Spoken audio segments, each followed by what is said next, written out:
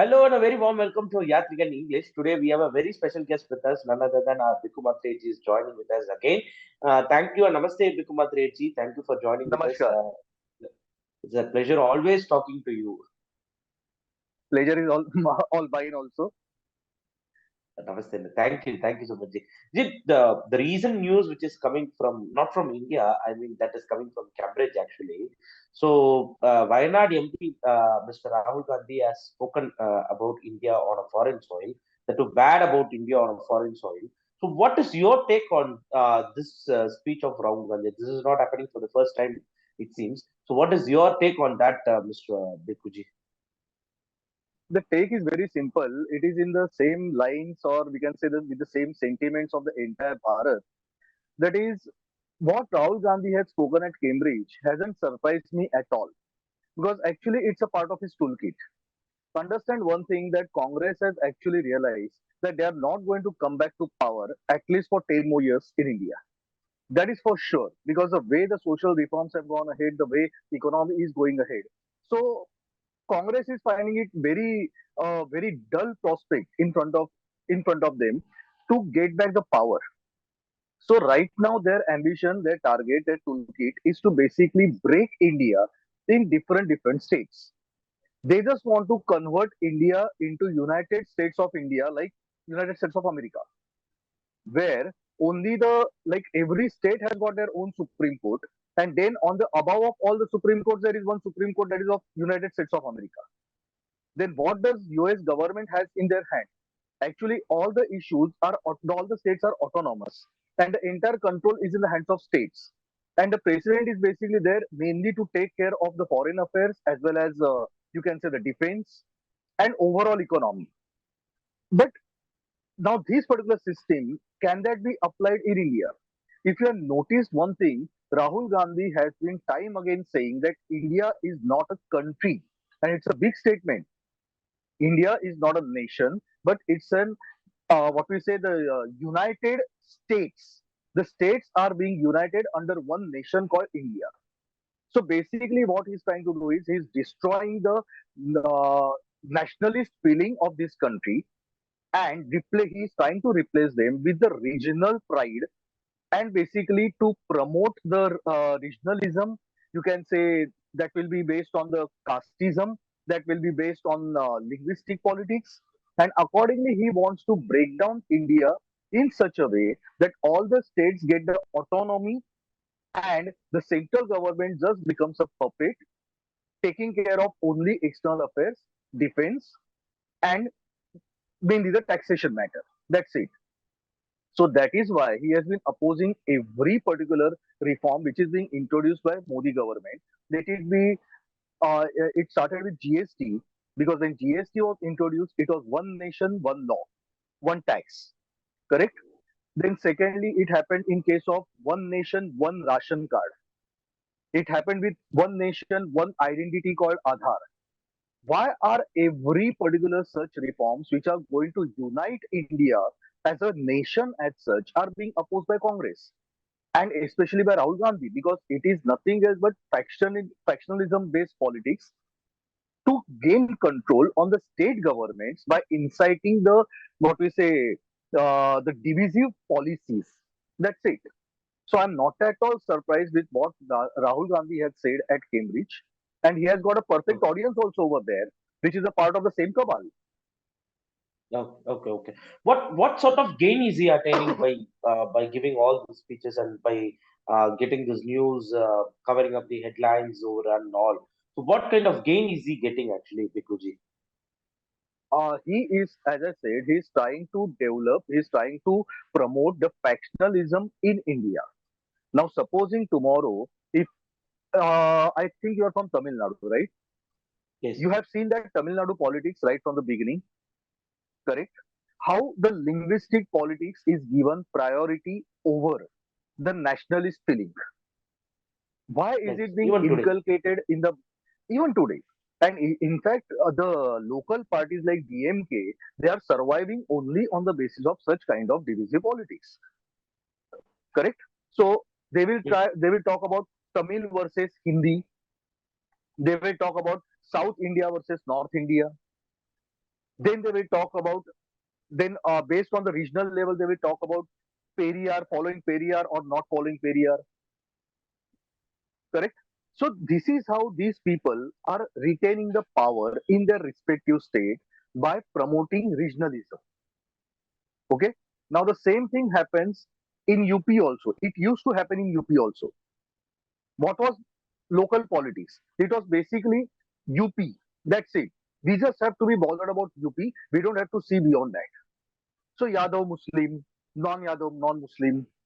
Then उसके बाद फिर बाकी रही सही कसर जो रहेगी, then Kurmi versus non Kurmi, Rajput versus non Rajput, Brahmins versus non Brahmins. So this is a kind of divisive politics on which these regional parties survive. Congress right now has lost their mass base root in nearly all the states. Right now it is in power in Rajasthan, but that's not a big deal because Rajasthan has always been a swing state which has been changing government every 5 years in spite of someone doing very good work. Ashok Gehlot was replaced by Vasundhara Raje Scindia, not because Gehlot was performing bad. He was doing excellently good, especially on the infrastructure level, he was doing very good. But he was replaced with Vasundhara Raje. Now, Vasundhara Raje was also that bad that she had to be replaced. But she was replaced with Ashok Gehlot again. So, having power in Rajasthan does not mean that Congress has got mass root in Rajasthan. What happened in Chhattisgarh was basically 15 years anti-incumbency and basically the strike by Modi government through demonetization on black money.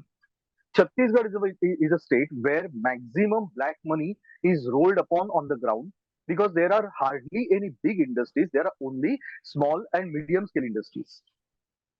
So MSME sector survives on cash, which was actually targeted, or you can say it was hit by Modi government through demonetization. So Chhattisgarh had that particular sense of resentment, correct?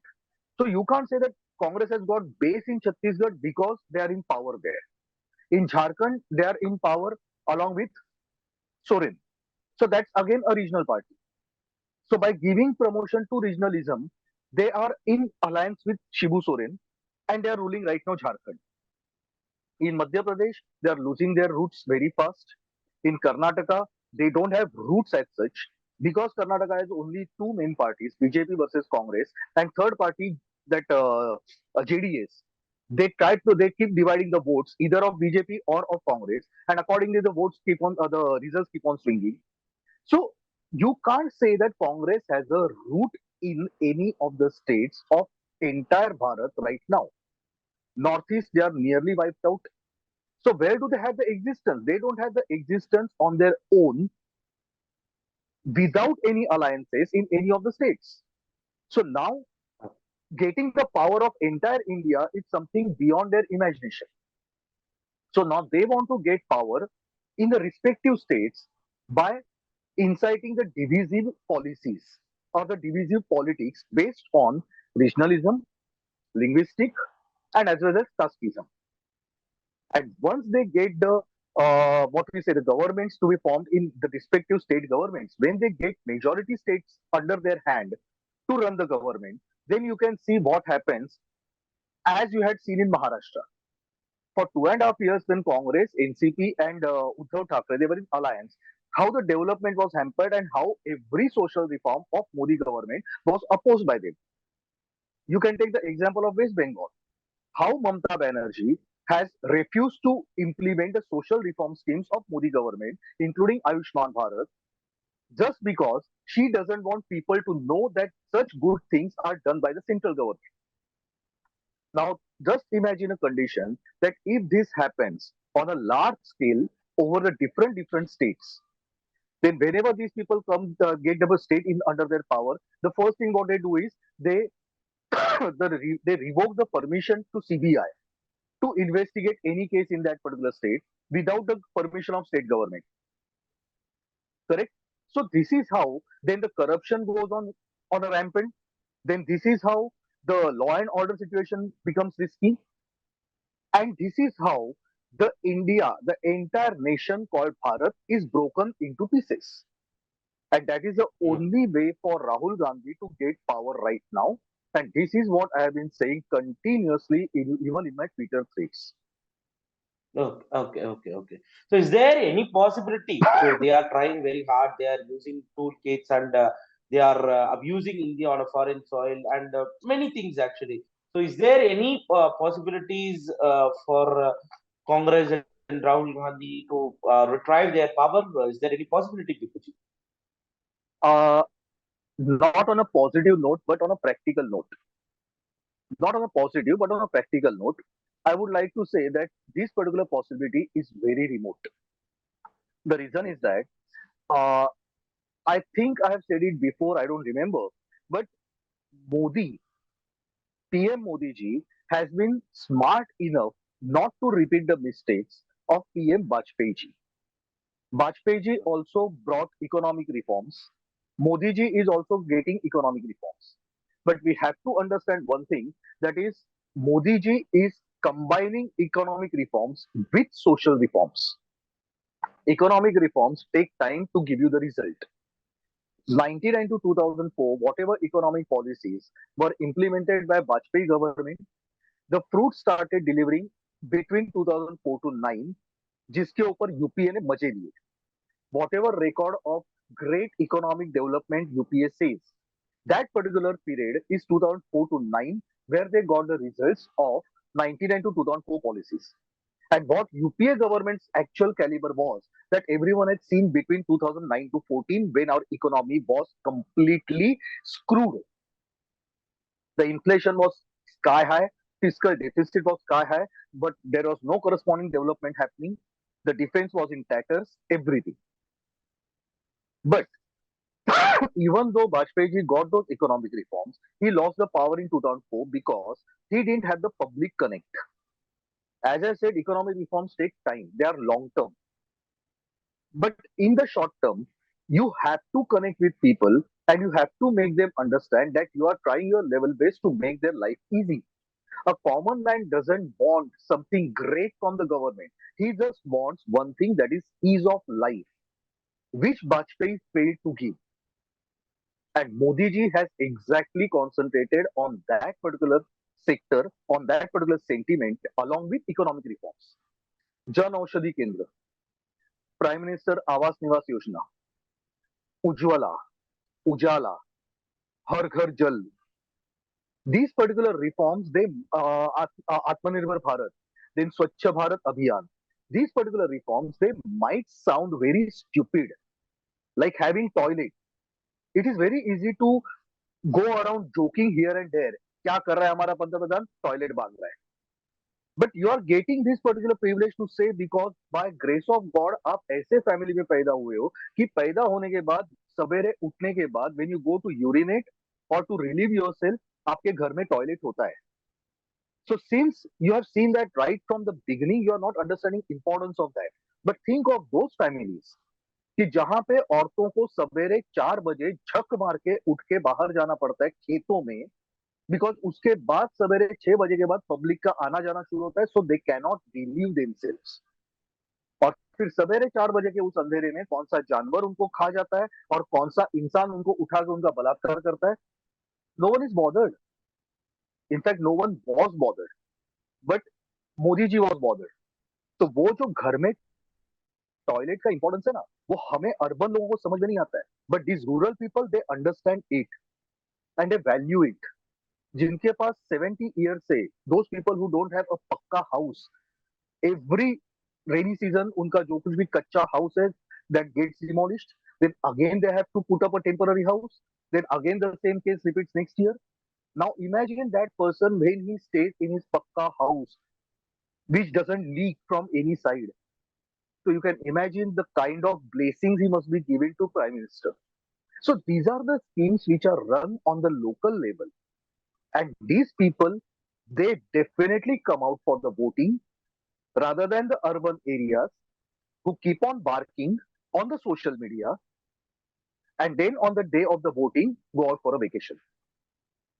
Okay. So I don't think that Modi ji is replaceable in at Hmm. least next election of 2024. And if he wish to continue in 2029, I don't think that he'll be replaceable that time also. That's why I said that Congress Okay. already knows that at least for 10 more years, they don't have any chance. Perfectly put well.